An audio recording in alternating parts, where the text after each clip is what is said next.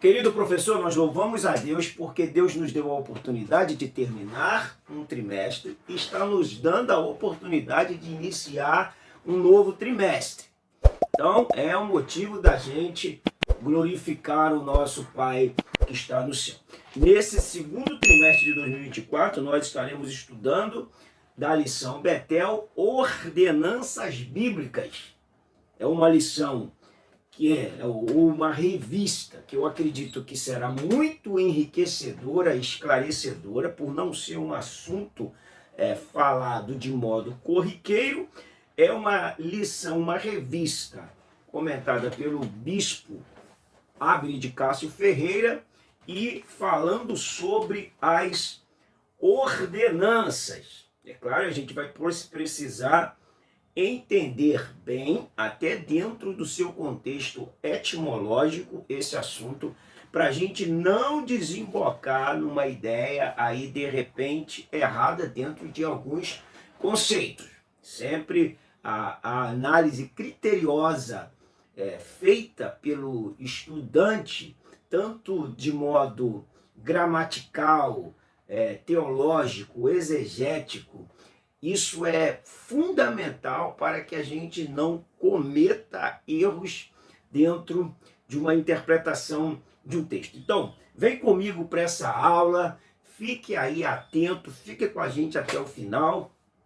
Pegue seu lápis, sua caneta, sua borracha, seu bloco de anotação, sua Bíblia, sua revista e vamos para essa sala de aula falar dessa palavra que é toda poderosa. Bem, a nossa primeira lição é ordenança para crer e descer nas águas batismais. Vamos lá, pega uma caneta, deixa ela aqui. O nosso textual, vamos ver a hora, nosso textual diz assim: portanto, ide e ensinai a todas as nações, batizando em nome do Pai, do Filho e do Espírito Santo. Mateus 28, 19, e a verdade aplicada é: batismo em águas é uma ordenança de Jesus e aponta para a nossa união com Cristo.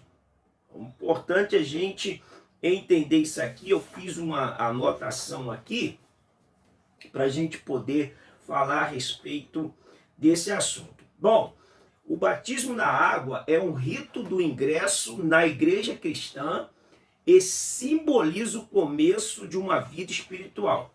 Presta atenção que ele simboliza o começo de uma vida espiritual. Não é que ele seja o começo é a partir de que há uma conversão. Só que a gente está falando de batismo como um ato público de fé que simboliza um sepultamento e um renascimento. Então, dentro desse simbolismo é que nós estamos explicando isso aqui. Vamos aqui para a nossa aula para a gente prosseguir com o nosso contexto. Quais são os objetivos dessa lição? Explicar que a salvação é para quem crer em Jesus, ressaltar o simbolismo do batismo e mostrar que o batismo é crer em Jesus e arrepender-se. O nosso texto de referência, que a gente não lê para nós ganharmos tempo, porque aqui é um resumão, como você já sabe. Bem, nós temos aqui Mateus capítulo 3, versos 13, 14, 16, ou 13, 14, 15, 16 ao 17. E é importante que você leia até em mais de uma versão, principalmente você que estará lecionando, porque você vai poder compreender melhor. E se tiver alguma pergunta por alguém que está com uma versão diferente, você já tem um domínio de causa e sabe o que vai explicar. Vamos lá. Introdução. Batismo nas águas é um símbolo importante para aqueles que decidem renascer na fé cristã. O batismo simboliza o sepultamento da natureza pecaminosa anterior, muitas vezes referida como o velho homem ou o velho Adão. Além disso, é emergir da água.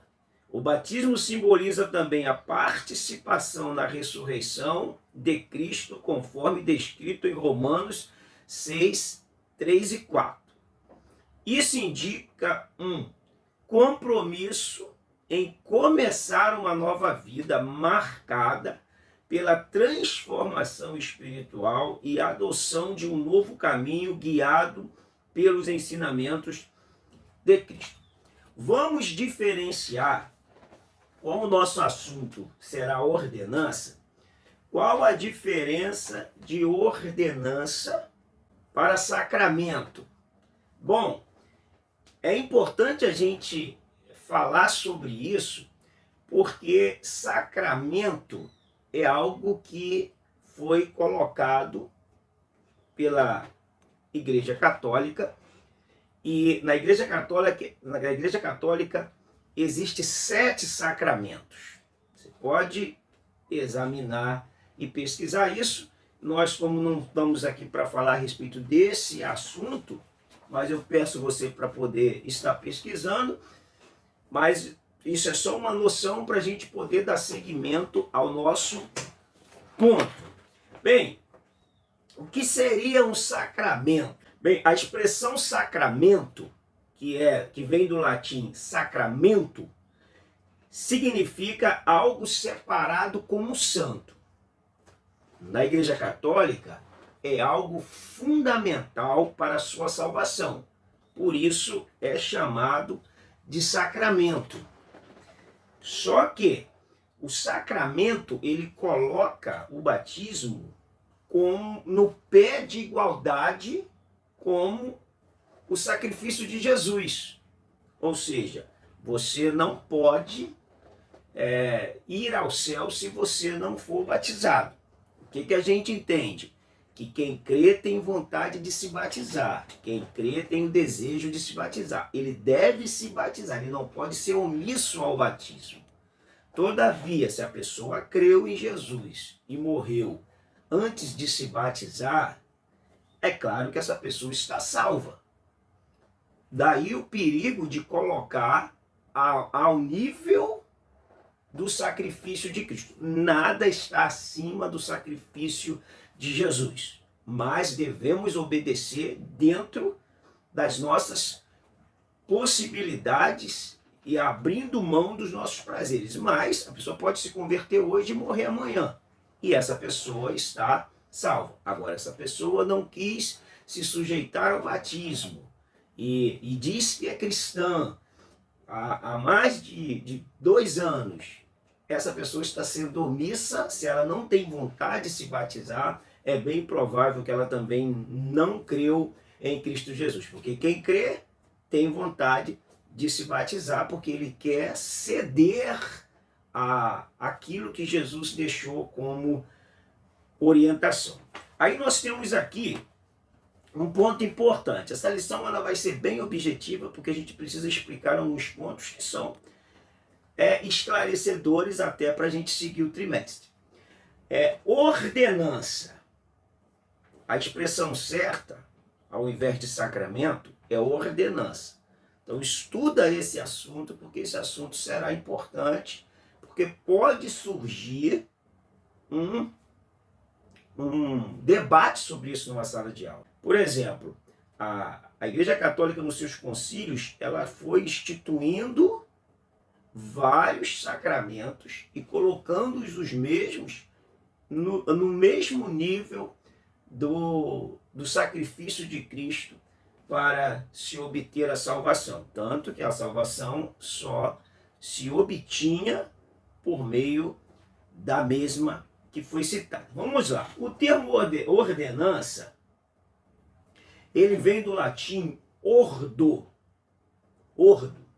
Ordo significa uma ordem. O que é uma ordem? Uma ordem: se batize.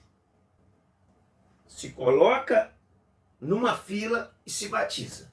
Isso é uma ordenança. Então, o batismo ele é uma ordenança de Cristo. Entretanto, não significa que sejam meios de salvação. Ordenança é um rito simbólico que põe em destaque as verdades centrais da fé cristã, para a gente não poder fazer confusão e começar trocando ou confundindo as marchas e colocando as coisas acima do sacrifício de Cristo, porque isso acontece muito na igreja por falta de conhecimento de causa, tá? Importante que você estude isso, porque isso aqui vai ser assunto recorrente na nossa lição até o final desse trimestre. Vamos lá, porque ainda tem assunto aqui para a gente abordar e a hora é a nossa amiga, graças a Deus. A salvação é para quem crer em Jesus. Sim, a salvação é pela fé. Aí nós temos aqui a palavra grega. A palavra crer no grego é pisteu. Admite vários sentidos, dentre outros ter fé. Fé é pistes, que é oriundo de pisteio. Então, crer e fé são sinônimos. Então, você tem pisteio e você tem pistes. Você poderia ter pistos, que é ser fiel. Então, a salvação, Efésios 2, verso 8, diz que pela graça sois salvos por meio da fé. E isso não vem de vós, é dom de Deus. A fé é a moeda corrente do reino dos céus. Sem fé é impossível agradar a Deus, conforme Hebreus capítulo 11, versículo 6. Então a gente sempre vai ver a importância da fé que a Bíblia vai citando. Sempre a fé é a mola mestra para nós servirmos a Jesus Cristo e obedecermos a sua palavra. Vamos nós. O tópico 1, subtópico 1 diz: para se tornar filho de Deus, é preciso receber Jesus como Senhor e Salvador. Bom, isso é João, capítulo 1, verso 12 e 13. A todos quantos o receberam, deu-lhes o poder de serem feitos filhos de Deus, a saber, os que creem no seu nome. Então, todos quantos o receberam, tornaram-se, pelo ato regenerativo, filho de Deus. Então, é importante a gente entender que se tornar filho de Deus, isso traz a nós um relacionamento da gente poder chamar Deus de Pai. Era o que Jesus fazia, Pai Nosso. Porque Jesus ele traz essa ideia que até então os judeus não tinham em relação a Pai. Era sempre o Senhor, o Deus, o Adonai. E Jesus traz essa aproximação, essa relação, esse relacionamento de pai e de filho. Isso aqui é enriquecedor e esse é o ponto da gente chegar até Jesus. Crer, se arrepender, confessar e se render ao Senhor Jesus Cristo. O 2.2 diz: crer é confiar, conhecer, confessar e obedecer. Para desenvolver uma fé genuína é essencial conhecer a palavra de Deus. Por quê? Porque o instrumento que gera fé para nós é a palavra de Deus. Não adianta a gente cantar fé mais fé, amor mais amor. Quem não tem, peça o Salvador. Porque o Salvador vai falar assim: se você quiser fé, pega a palavra e estude com afinco, com dedicação, com amor, com oração, e a fé será acrescentada nas nossas vidas. Você vê, por exemplo, o George Miller, O homem que leu a Bíblia 200 vezes. Se você ler esse livro aqui, olha, o meu é capa antiga, Heróis da Fé. Adquira um exemplar do Heróis da Fé e leia, que esse livro é uma leitura extra-bíblica capaz de causar um impacto na sua vida positivo. George Miller leu a Bíblia 200 vezes. A história diz que 100 vezes ele a leu de joelhos e ele ousou a viver uma vida de fé, de ter várias orações respondidas no mesmo dia. Por que que George Miller ousou viver da fé? Porque George Miller se apegou à palavra. A fé vem pelo ouvir e o ouvir o corinho de fogo. Não! A fé vem pelo ouvir e o ouvir o Jornal Nacional. Também não! A fé vem pelo ouvir e o ouvir pela palavra do Senhor. Então, a gente orar, Senhor, aumenta a minha fé. Os discípulos oraram, Senhor, aumenta. O que Jesus disse para eles? Recebe fé. Jesus disse para eles, ó, se vocês tivessem fé como um grão de mostarda, vocês iam dizer a esse monte, passa daqui para colar. Jesus não falou para eles, recebe fé. Essa história de recebe é só no evangelho neopentecostal. No evangelho de Jesus existe um caminho a ser trilhado. Existe um treinamento para se chegar a um objetivo. Esse é o evangelho de Jesus. No evangelho moderno neopentecostal é o tal do receba, que a gente só vê pessoas desiludidas e frustradas por causa de falsas e vãs promessas do que prometeram, mas Jesus não prometeu. Vamos lá, porque a gente tem hora. Crer é confiar, conhecer e confessar. Isso é crer. Todo que crê, confessa. Vamos ler um texto aqui que vai enriquecer e te auxiliar aí na sua aula, que é Romanos capítulo 10, versículos 9 e 10. Vamos para a leitura. Pega a sua Bíblia aí e sublinha na sua Bíblia. Vamos lá. Se com a tua boca confessares que Jesus como Senhor e em teu coração creres que Deus o ressuscitou dentre os mortos, serás salvo. Serás salvo. A crença com a confissão. Como que é essa confissão? Só confessar de boca? Vamos seguir o texto. Porque com o coração se crê para a justiça, para uma vida diferenciada. E com a boca se confessa a respeito da salvação. Toda crença que não desemboca em uma vida de justiça é mera crença intelectual. Nós estamos falando de uma crença em Cristo que inunda o nosso ser e que afeta a nossa maneira de viver. Essa é a realidade dos fatos.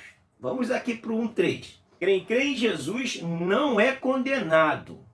Por que não é condenado? Porque ele está absolvido da sua sentença.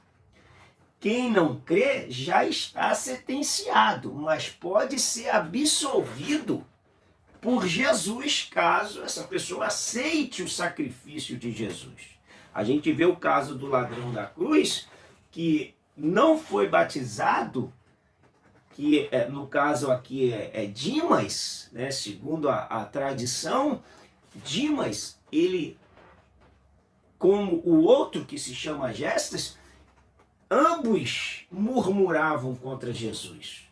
Mas Dimas cai em si, tem um momento de lucidez, se arrepende, retrocede dos seus pecados e conversa com Jesus, pede a Jesus para que Jesus lembre dele, e Jesus diz para ele: hoje estarás comigo no paraíso. O simples ato de confessar, de se arrepender, levou Dimas ao ato da salvação, sem ser batizado. Mas isso aqui não é regra. Isso é uma exceção, aquilo que nós falamos. A regra é quem crê se batiza. Mas eu não posso botar o batismo como parâmetro, senão eu igualo ele ao sacrifício de Cristo. Quem crê vai se batizar, mas tem a exceção, como o caso do ladrão, e aí essa pessoa está salva em Cristo Jesus. Eu acredito que essa lição será esclarecedora. Deixe o seu comentário aí. Se você não for inscrito, não deixe de se inscrever aí no canal. Dá o seu joinha. Entrou aí? Dá o seu joinha. Não custa nada. Você fortalece o nosso vídeo. Tá? Quem crê em Jesus não é condenado, porque ele vai ser absolvido da sua sentença que já o está conduzindo ao fogo do inferno.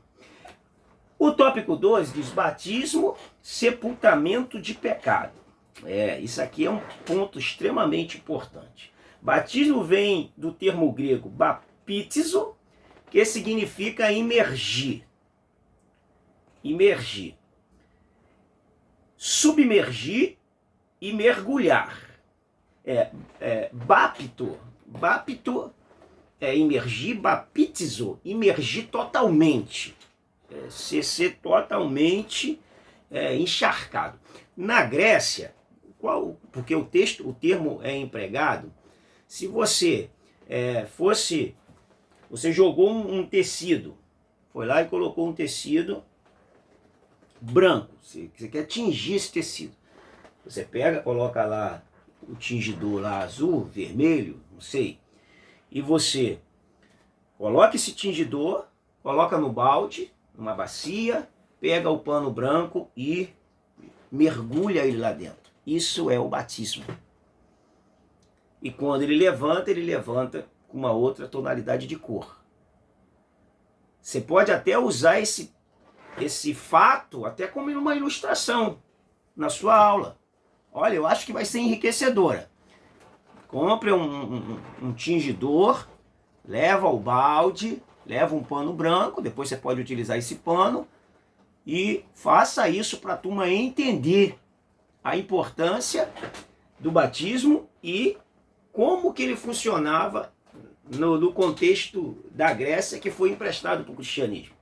Ou seja, o batismo seria um símbolo de que você mergulha e levanta agora, simbolizando a sua ressurreição com Cristo, para ter e manter o novo padrão, o novo estilo de vida. Esse é o simbolismo do batismo, que é usado dentro desse contexto grego, e eu acho que isso traz uma lucidez muito boa se você utilizar isso aí para a sua aula, tá bom? Então, mergulhar totalmente, e o batismo deve ser por imersão. Por imersão.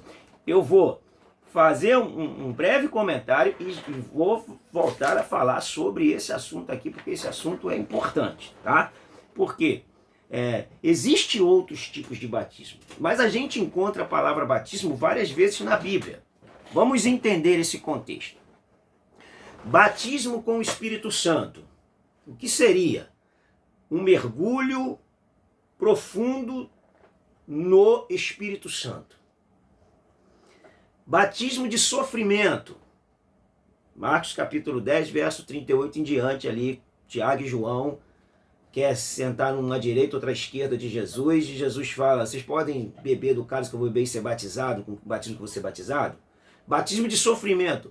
Mergulhar no sofrimento profundo. Entrar dentro de um sofrimento profundo. Então você tem batismo com o Espírito Santo, batismo de sofrimento, batismo no corpo, de 1 Coríntios 12, 13.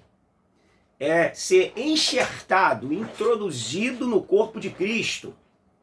É diferente de batismo com o Espírito Santo. E nós vamos ter batismo nas águas. Você pode ver que a expressão batismo, em todos os contextos bíblicos, ela está te encaminhando para o termo baptizo, que é uma imersão, que é você entrar dentro de alguma situação. Ponto. Eu acho que isso aí ficou esclarecedor, porque alguém pode te perguntar isso dentro de uma sala. E o batismo, o que é um batismo de sofrimento? Bom, você já sabe, baseado dentro do contexto etimológico, que batismo de sofrimento é você ser mergulhado num sofrimento profundo. Vai que surge na sua aula uma questão. O que eu te sugiro? Faça uma observação, anota num papelzinho e leva dentro da sua revista. Se você quiser usar, você usa. Se você não quiser usar, não use. Mas se porventura alguém te perguntar, olha, você tem a resposta ali na sua mão. É a sua colinha, como diz o meu pastor. Eu estou aqui com a minha colinha. É a sua colinha. A gente precisa também dessa colinha. Vamos lá. O batismo deve ser em nome do Pai, do Filho e do Espírito Santo. Sim, o batismo deve ser em nome do Pai, do Filho e do Espírito Santo. Quando Pedro fala a respeito dos arrependidos, que eles deveriam ser batizados em nome de Jesus, o termo em nome de Jesus quer dizer que eles deveriam ser batizados amando de Jesus. No nome de Jesus é quem mandou batizar. E como que Jesus mandou batizar? Em nome do Pai, do Filho e do Espírito Santo. Então, se ele mandou batizar em nome do Pai, do Filho e do Espírito Santo, essa deve ser a norma, é a norma esclarecedora que a gente vai se render quando a gente ler a Bíblia, obedecendo ao que Jesus nos ensinou.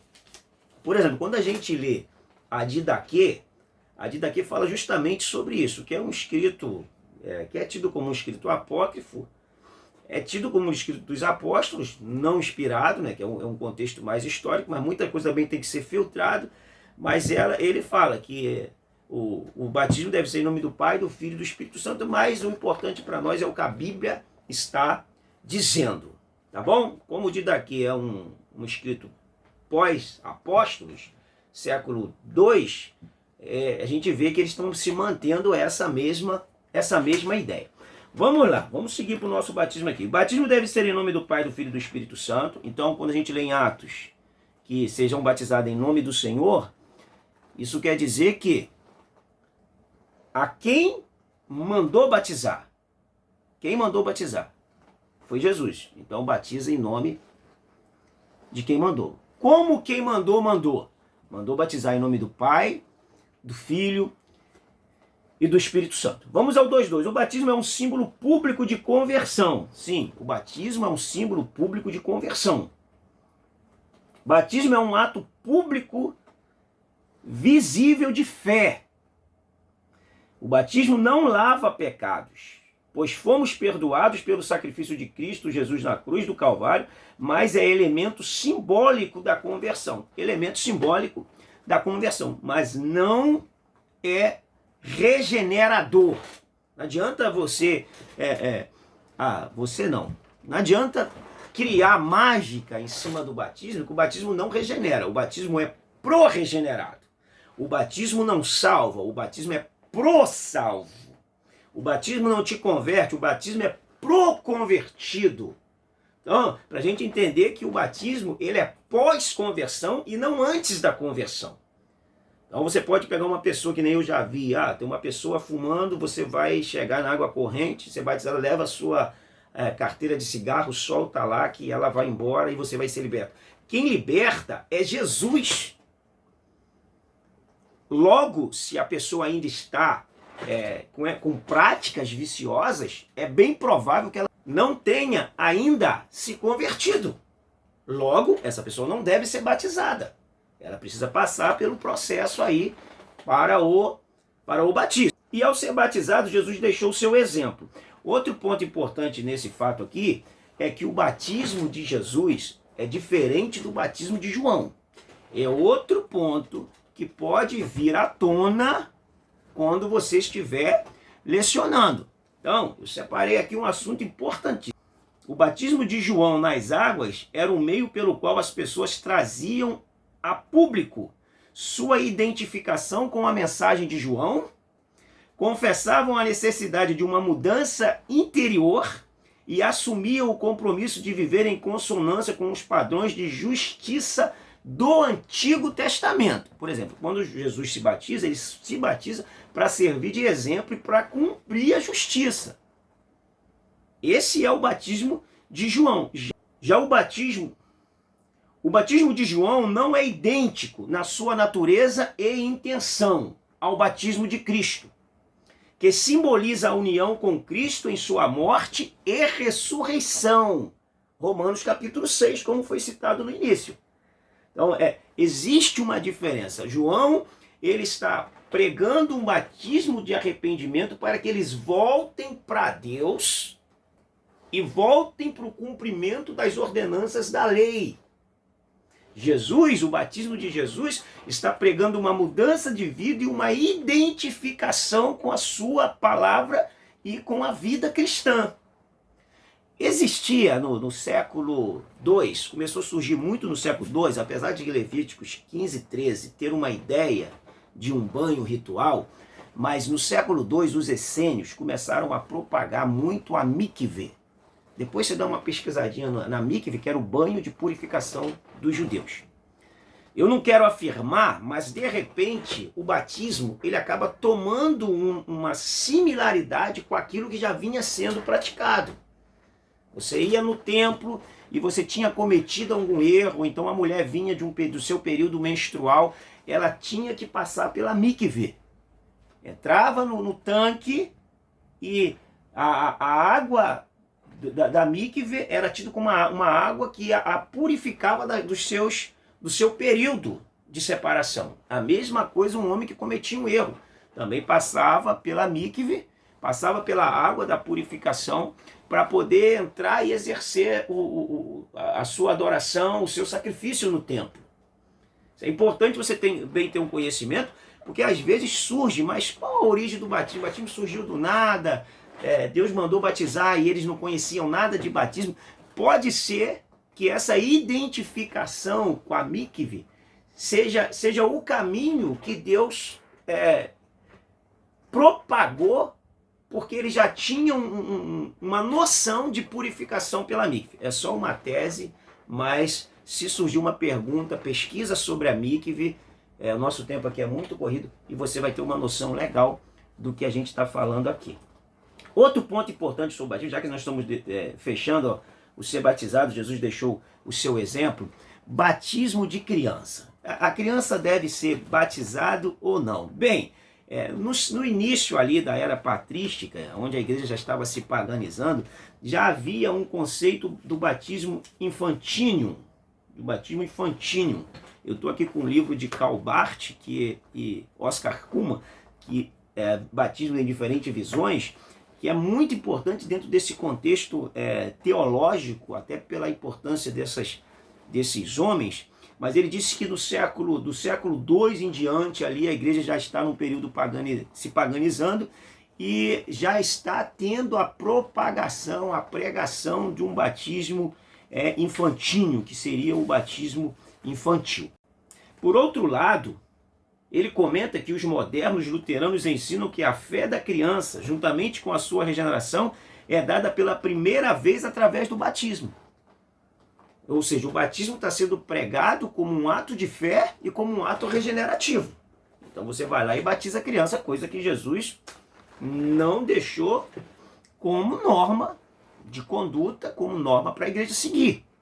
Outro ponto importante para a gente poder entender também é o batismo clínico. O que é o batismo clínico? É o batismo de um doente, um batismo por aspersão. Que em 337, Constantino, quando ele não quis se batizar, que pregou que havia se convertido e não quis se batizar, ele no leito de morte, ele resolve se batizar. E como que ele é batizado? Ele é batizado no seu leito por aspersão. E isso passou a se chamar como batismo clínico. E o batismo clínico, ele foi batizado por Eusébio, que não é o de Cesareia, é o de Nicomédia, na Bitínia, E dali em diante passou também a se propagar a ideia do batismo clínico, que também já havia uma colocação na Didaquê. O ponto importante da gente entender é saber as origens de como essas coisas foram surgindo. Porque elas acabam sendo encharcando o nosso evangelho. Por exemplo, eu penso assim, uma pessoa batizada por aspersão, se ela vai congregar numa igreja que o batismo é por imersão, essa igreja que prega o batismo por imersão, ela tem que conversar com essa pessoa e batizar essa pessoa por imersão. Senão, ela está fazendo uma vista grossa para aquilo que é o credo dela. Então, é importante, principalmente, se for as Assembleias de Deus, onde prega o batismo por imersão. E o batismo clínico? O batismo clínico é coisas pagãs. Pagãs, porque se a pessoa morrer crendo em Jesus sem ser batizada, ela está salva. Ela está salva. Constantino, como ele foi negligente o batismo, provou mais uma vez que ele nunca deixou de ser pagão. Ele é tido por muitos pais da igreja como o cristão de alma pagã. Ele nunca deixou de ir oferecer sacrifícios aos deuses, mas credenciou por meio do batismo a sua salvação. Aí é que mora o perigo. Quando você é ensinado que o batismo te salva, que o batismo te regenera, que o batismo te converte, o perigo está aí. Eu vou ler aqui no livro de História da Igreja, muito importante, porque existe uma pergunta que também pode surgir na sua aula. A gente já vai sair aqui desse ponto do batismo. Por exemplo, por que uma pessoa ela só pode tomar ceia se for batizada? Não surge sempre essas perguntas? Século I, como que a igreja, quando ela começou a se organizar como instituição, ela começou a colocar algumas normas para que houvesse uma organização. Tem muitas coisas que tem na igreja, é organizacional e se faz necessária, senão vira bagunça. Ou seja, qual era o meio de ingressar essa pessoa como membro de uma igreja institucional? O batismo. E aí ela passava a fazer parte da ceia do Senhor. O culto era dividido em 2 cultos. Você pode estudar a história da igreja. O primeiro culto, que era para todos, e o segundo culto só ficavam os batizados. Eles chamavam de... Tinha o momento ágape, né, agapau, que era o momento da ceia, do fraternal ali, e depois participavam da ceia do Senhor. Então, desde o século I, a igreja começou já a estabelecer de que para se tornar-se membro da igreja instituição, do corpo não, do corpo é conversão, mas membro da igreja instituição, por questões organizacionais, a pessoa deveria ser batizada. Então eu acho que isso é muito lúcido no quesito organizacional. Senão vira bagunça, vira baderna e vida que segue, e nós não vamos ter uma igreja tida como uma igreja séria, que preserva aquilo que Jesus ensinou. Então a gente vai ter que seguir o nosso caminho, as nossas ideologias e não o que a Bíblia nos ensina. Vamos lá para a gente fechar aqui, ó. Pode deixar seu comentário aí, tá? Você concordando, discordando, acrescentando, fica à vontade. Isso aqui é uma sala de aula, é uma via de mão dupla e eu glorifico a Deus quando alguém discorda e mostra o porquê está discordando, tá? Discordar por discordar também não acrescenta nada. Batismo, crer em Jesus e arrepender-se, que é o metaneu, de metanoia, você fazer uma reflexão tardia, é você analisar e mudar de rota. Então você se arrependeu, fez o que fez lambança até hoje. Se arrependa, se converta, faça uma mudança de mente, porque só aqui a gente consegue mudar o nosso comportamento e aí nós vamos viver a nossa vida com Deus. O 3.1 diz uma profissão de fé sobre a palavra de Deus. Uma profissão de fé sobre a palavra de Deus. Eu estou vendo a hora que a hora não brinca. Uma profissão de fé sobre a palavra de Deus. Muitas igrejas a usam em um discipulado anterior ao batismo. Eu acho isso relevante. E a forma como que fazem varia de igreja para igreja. Profissão de fé significa uma declaração pública que alguém fez das crenças e dogmas. Outro ponto importante para a gente entender: crenças e dogmas. Dogmas são verdades fundamentais da fé. Não é o que as pessoas falam por aí. Muito cuidado, faça uma análise aí no seu estudo, o nosso tempo não nos permite, criteriosa, etimológica de dogmas. Porque geralmente isso aqui às vezes vira uma confusão dentro de sala de aula, muito mal interpretado. Muito, muito, muito. O que é crenças e o que é dogmas? Vamos lá. Além dessa profissão de fé inicial, os cristãos também faziam outras declarações públicas sobre aquilo em que criam. Quando eram perguntados: quem vai ser batizado deverá responder positivamente às perguntas sobre a palavra. Isso aí vai variar de igreja para igreja. Você crê na palavra de Deus? Você crê de todo o seu coração? Isso aí são mais meios ali litúrgicos denominacionais. Porque você não pode determinar uma crença no ato de descer as águas. A crença, como diz aqui no livro de História da Igreja, eles tinham 1 ano para provar conversão. Provou conversão, desce as águas e batiza. Não era assim o simples ato de confessar ali. Ali é mais um ritual litúrgico, mas a sua vida que é a sua verdadeira profissão de conversão. Uma profissão de fé sobre a igreja. 2. Algumas perguntas sobre a profissão de fé são realizadas na hora do batismo ou outras são realizadas em um rápido culto para novos convertidos antes do batismo. Existe uma reunião antes do batismo e hoje a gente tem praticamente, segundo o ICP, para cada um crente um desviado. Só que esse um desviado, para cada um crente, às vezes nunca se converteu, mas se batizou. Entrou no rol de membro e passou a contar como crente. Hoje saiu da igreja. Porque nunca teve com Jesus e abandonou porque não se converteu. Ainda que quem se converte também pode abandonar. Eu acredito assim. Você tem essa livre e espontânea vontade de não querer mais servir a Jesus.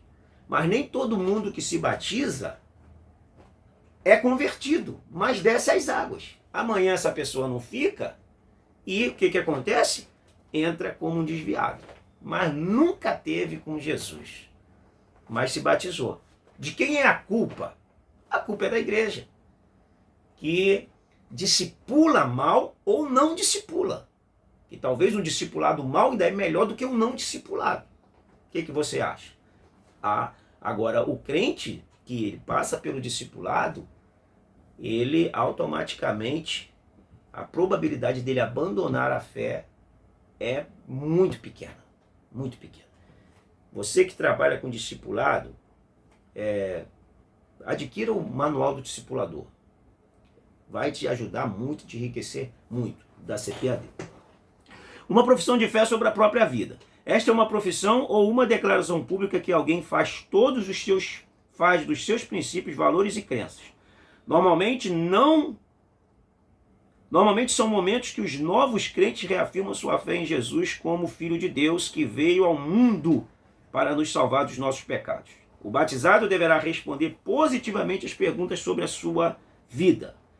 Você conscientemente se compromete, ser exemplo de vida, ser imitador, ser exemplo. Isso aqui para mim é mais cumprir uma cartilha.